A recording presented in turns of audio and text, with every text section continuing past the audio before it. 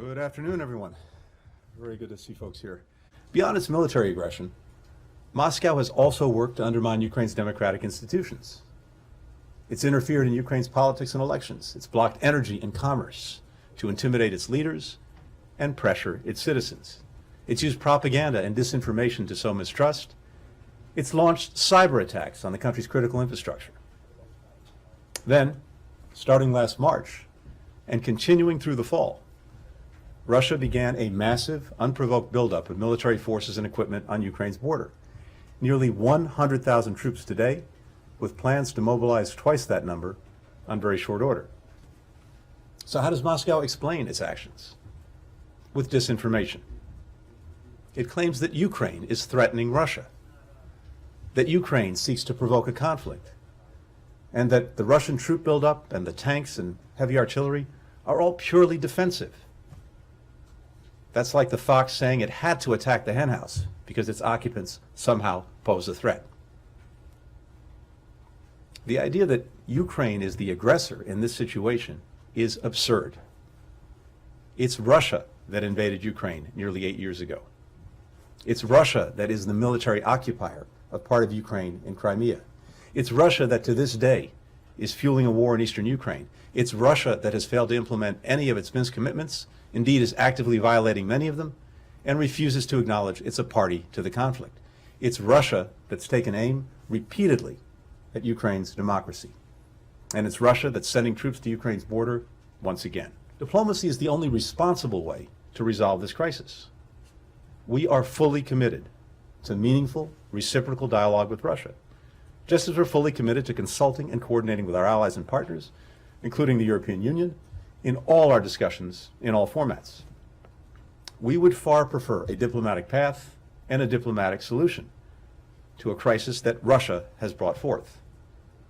That's what next week's meetings of the U.S.-Russia Strategic Stability Dialogue, the NATO-Russia Council, and the OSCE are all about. And we believe that there are areas where we can make progress. If Russia has legitimate concerns about our actions, the United States, our NATO allies, our OSCE partners are willing to hear them and to try to address them, if the Kremlin is prepared to reciprocate regarding its own dangerous and destabilizing behavior. But again, it has to be a two-way street. Our goal is to have a relationship with Russia that is predictable and stable, so that we can cooperate when it's in our mutual interest and address our differences with an open and frank dialogue. It'll be very difficult to make actual progress if Russia continues to escalate its military buildup and its inflammatory rhetoric.